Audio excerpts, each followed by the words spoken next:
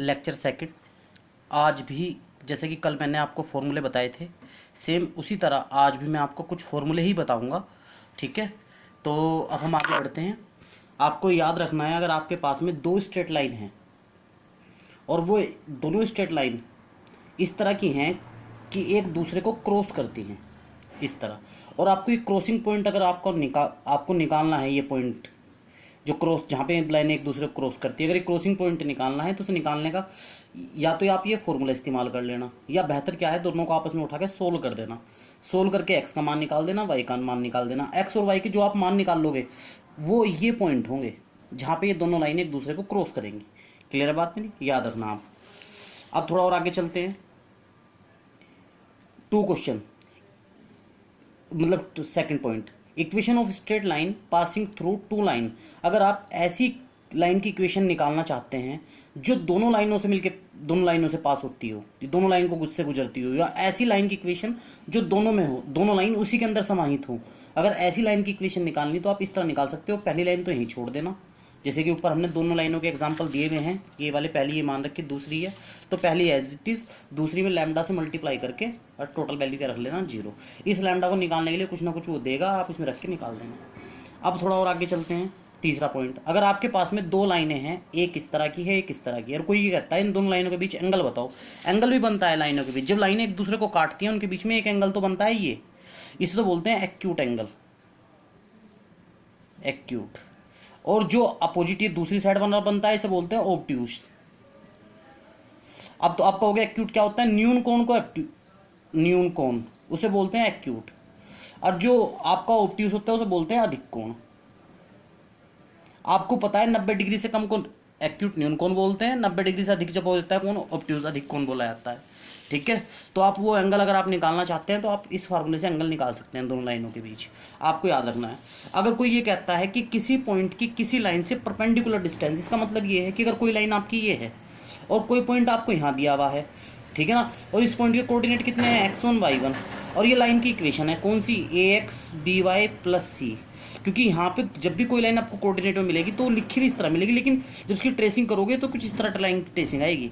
तो अगर कोई कहता है इस पॉइंट से इस लाइन की डिस्टेंस निकाल ली हो, और इस डिस्टेंस को क्या बोलता है वो p, तो आप इस फॉर्मूले से निकाल सकते हो।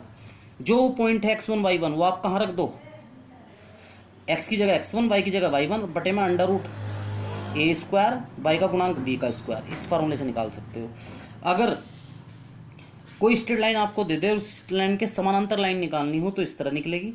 अगर लंबवत लाइन निकालनी हो, पैरेलल बोलते हैं समानांतर को, अगर लंबवत लाइन निकालनी है तो b को x में गुणा और x का गुणांक a इसकी y में गुणा, और दोनों के बीच माइनस लगा देते हैं, प्लस लैम्डा, और राइट में कितना, 0। इतना काम इसमें करना होता है। तो ये तो होती है इस लाइन के समानांतर अगर लाइन की इक्वेशन लिखी जाएगी तो इस तरह, और परपेंडिकुलर लाइन की इक्वेशन लिखी जाएगी इस तरह। इसका मतलब क्या है, bx माइनस ए वाई, जो ये गुणांक है ये बदल दिए जाते हैं और lambda as it is add रहता है, और जो कंडीशन देगा उस कंडीशन से लैम्डा को निकाल के लाइन पूरी कर लेंगे हम। मैं एग्जाम्पल इन तो क्वेश्चंस कराऊंगा, बहुत अच्छे अच्छे क्वेश्चन कराऊंगा। अभी फिलहाल मैं फॉर्मूले बता के चल रहा, जो मैं क्वेश्चंस बताऊंगा उन क्वेश्चंस में इन चीज़ों का मीनिंग भी आपको पता चलेगा, ये आपको याद रखने पड़ेंगे। अब मान लिया मैंने क्वेश्चन कराना शुरू कर दिए, मैं क्वेश्चन कराने स्टार्ट करूंगा, फॉर्मूला आपको पता नहीं है तो आप बार बार परेशान होंगे, तो ये फॉर्मूला आप याद कर लेना सबके सब। ठीक है ना, जब हम क्वेश्चन करेंगे ना तो इनका यूज करेंगे, इनकी फिजिकल मीनिंग क्या है सब पता चल जाएंगे आपको। अब एक फॉर्मूला और भी है, equation of pair of straight line. अगर दो लाइन एक साथ हो, ठीक है ना, और किसी एक ही जगह समाहित हो, तो वो इक्वेशन हमेशा किस तरह की दिखेगी, इस तरह की दिखेगी। अगर कोई इक्वेशन इस तरह की है, a x square 2hxy b y square, उसमें एक्स स्क्वायर का गुणांक भी है, वाई स्क्वायर का गुणांक भी है, एक्स वाई का गुणांक भी है, तो समझ लेना कि वो इक्वेशन अपने अंदर दो लाइनें समाहित किए हुए हैं, उसके अंदर दो लाइनें हैं। जब आप उसकी फैक्टर करोगे तो फैक्टर करने में आपको दो लाइन मिलेंगी, ठीक है ना। वे दोनों लाइन किस तरह की होंगी, इस तरह के फॉर्मेट की होंगी, एक तो इस तरह के फॉर्मेट की होगी, एक इस तरह की फॉर्मेट की होंगी। अब आप कहोगे सर इसमें तो सी जुड़ नहीं रहा, इसका मतलब इसमें क्या है, सी 0, इसमें क्या है, सी 0। अगर किन्हीं लाइनों में सी 0 हो तो इसका मतलब वे लाइनें कहाँ से पास होती हैं, ओरिजिन से। जब उसमें एक्स की जगह 0 रखोगे तो वाई भी कितना आएगा, 0। वे इक्वेशन सेटिस्फाई हो रही होती हैं। अभी इस तरह का कोई भी इक्वेशन ऐसी ही लाइनें देता है जो लाइनें मूल बिंदु या ओरिजिन से पास होती हैं। तो ध्यान रखना, अगर ऐसा इक्वेशन कहीं लिखा दिखाई दे तो समझ जाना कि इसके अंदर दो लाइनें हैं। ठीक है। और उन दोनों लाइनों की अगर कोई कहता है प्रवणताएं, जिसे ग्रेडियंट बोलते हैं, उनका सम पूछेगा तो इतना होगा -2h/b, 2h यहाँ से निकलेगा, b यहाँ से बटे में रख देना, गुणा a/b से निर्धारित होगी। अगर उन लाइनों के बीच में कोई एंगल पूछेगा, क्योंकि वे लाइनें एक दूसरे को काटेंगे, सिंपल सी बात है, एक लाइन मान लिया ये, दूसरी लाइन ये, तो इनके बीच में कुछ अगर कोण है वो आपको निकालना चाहते हो तो वह इस फॉर्मूले से निकल जाएगा। ठीक है। अब अगर कोई ये कहे कि नहीं, ये दो लाइनें एक दूसरे को काटती हैं, पहली और दूसरी है, और इनके बीच में भी एक लाइन ऐसी बन जाए जो इनके कोणों का अर्धक हो, ठीक है ना, इन लाइनों के कोणों के अर्धक से जो लाइनें बनती हैं उनके लिए इक्वेशन लिखो, तो इस फार्मूले से लिखी जाएंगी। तो हमसे बोलते हैं equation of straight line which intersect angle between two lines represent a pair of straight line. देखो, दो लाइनों के बीच में जो कोण को बाइसेक्ट कर रही है, इंटरसेक्ट कर रही है, ठीक है ना, कोण को बाइसेक्ट भी लिख सकते हैं, ठीक है ना। इंटरसेक्ट तो मैंने लिखा, बाइसेक्ट लिख देता हूं, ज्यादा बेस्ट है, बाई इसकी जगह लिख दे रहे हैं यहीं पे बाइसेक्टिंग, ठीक है ना, which bisecting angle between two lines. Intersect तो होता है प्रतिच्छेद, बाइसेक्टिंग होती है अर्धक। तो हमें ये वर्ड ना इस्तेमाल करके बाइसेक्टिंग वर्ड इस्तेमाल करना चाहिए। दोनों के बीच के कोण को अर्धक से बनने वाली लाइन, देखो इसका अर्धक ये वाली लाइन हो गई, एक लाइन, तो ये दोनों लाइन मिलके भी आपको एक ऐसा ही इक्वेशन बना के देंगी, लेकिन मतलब ऐसा इक्वेशन बना के देंगी, लेकिन ये इक्वेशन बनता कैसे है, मिलेंगी तो आपको ये वाली लाइन है, और बनानी है आपको इन लाइनों की इक्वेशन, जो मैंने डॉटेड कर रखी हैं, इन लाइनों की इक्वेशन बनानी है, तो इस फार्मूले से बना सकते हो। ठीक है, इस तरह ये कंप्लीट, आपको ये फॉर्मूले याद कर लेने हैं अच्छे से। अब देखो इसी में ही अब हम सर्किल के बारे में डिस्कस करते हैं। अगर कोई हमें ये कहे एक ऐसा सर्किल है जिसका सेंटर क्या है h और k और रेडियस कितनी है a, उस सर्किल की इक्वेशन लिखो, तो आप इस फॉर्मूले से निकाल देना, ठीक है ना। अगर वो कहे इक्वेशन ऑफ सर्किल लिखिए जिसके सेंटर क्या है 0 0 और रेडियस a है, तो एक्सिस पे डाल दो इस तरह से, इसमें भी एक्सिस होंगी, लेकिन फर्क इतना है सेंटर बदल रहे हैं, तो एक तरफ एक्स एक्सिस एक तरफ वाई एक्सिस। अब वो सेंटर 0 0 कह रहा, तो ओरिजिन ही किसका काम करेगा, सेंटर का, तभी इस तरह हो जाएगी इक्वेशन। ठीक है। अगर वो कहता है इक्वेशन ऑफ सर्किल लिखिए, ठीक है, जनरल इक्वेशन, तो जनरल इक्वेशन मेरे भाई ये होती है, जब आप इस पहली फॉर्मूले को खोल लोगे ना, इस वाले फॉर्मूले को, तो ये कुछ इस फॉर्मेट में बन के आएगी। ठीक है, तो जनरल इक्वेशन ये होती है।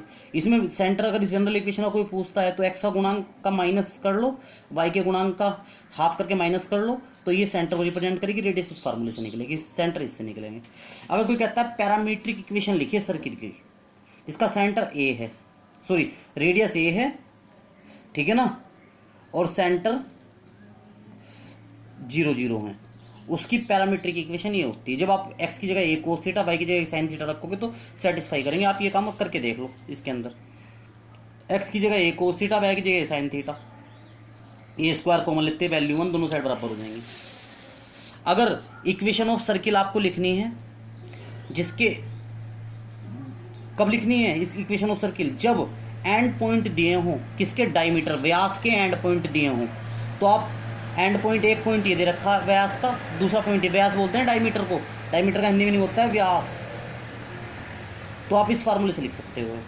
आपको याद रखनी है। देखो अब किसी सर्किल की बात करो, देखो ये चीज़ तो होती है रेडियस सर्किल की, ठीक है, ये जो सेंटर से होके गुजरती है लाइन, वो क्या बोलती है, डायमीटर, दोनों सिरों को मिलाती है, और जो खाली आप साइड में खींच दो उसे बोलते हैं कोड, जिसे बोलते हैं हिंदी में जीवा। जीवा से हमारा कोई मतलब नहीं, फिलहाल हमारा डायमीटर से मतलब है, और रेडियस से, उसके आधार पे मैंने सर्किल के फॉर्मूले लिख के दिए। अभी तक मैंने आपको स्ट्रेट लाइन और सर्किल के फॉर्मूले लिख के दिए हैं। अब हम जो है ना, कल से अपने नेक्स्ट लेक्चर से इन पे काम करेंगे। पहले मैं थोड़े हल्के क्वेश्चन बताऊंगा, फिर मैं उन क्वेश्चनों को लूँगा जो आपके मेन एग्जाम में आते हैं। हल्के क्वेश्चन का मतलब है थोड़ा रिव्यू हो जाए, ताकि प्रैक्टिस हो जाए चीज़ों पे, प्रैक्टिस हो जाएगी तो वो अच्छा हो जाएगा, फिर काम करने में आप लोगों को मजा आएगा। अगर आप प्रैक्टिस नहीं करोगे, आगे सीधे सोचने लगो कि कोई ऐसा मंत्र है जिससे आपको एक ही मिनट में मैं कुछ ऐसा दे दूं एकदम फटाक सारे क्वेश्चन कर लो, नहीं, पहले कुछ छोटे क्वेश्चन को प्रैक्टिस करनी पड़ेगी, चीज़ों को समझना पड़ेगा। जो ज्योमेट्री का वर्ड मैंने कहा है, ज्योमेट्री अंदर से समझनी पड़ेगी, चीज़ों को इमेजिन करना पड़ेगा कि ये चीज़ ऐसी है तो इससे ये चीज़ जनरेट होगी, ऐसा होगा, ये सब चीज़ें। खाली फॉर्मूले से कुछ नहीं, तो फॉर्मूले तब से पहले भी पढ़े हैं आपने। मैं थोड़ा सा स्टार्टिंग करने के लिए भाई थोड़ा सा रिव्यू हो जाए और भी हो जाए, तुम्हारा रिमाइंड हो जाए, इसलिए बता रहा हूँ ये सब चीज़ें। तो आपको ये फॉर्मूले याद कर लेने, जब याद कर लोगे ना, ज़्यादा मुश्किल काम नहीं है। मैं सब क्वेश्चन अपने हिसाब से बताऊंगा, जब समझाऊंगा आपको क्वेश्चन तो समझ में आएंगे, आप क्वेश्चन पे नए तरीके से सोचोगे भी, आपका मन भी लगेगा पढ़ने में। तो बड़े ध्यान से इन कामों को कर लेना, इतना ही कर लेना जितना मैं बता रहा हूँ, इससे ज़्यादा करने की आवश्यकता नहीं है, और बहुत अच्छी से कमांड होगी आप पे, ये मेरी गारंटी है। ठीक है, ओके, थैंक यू।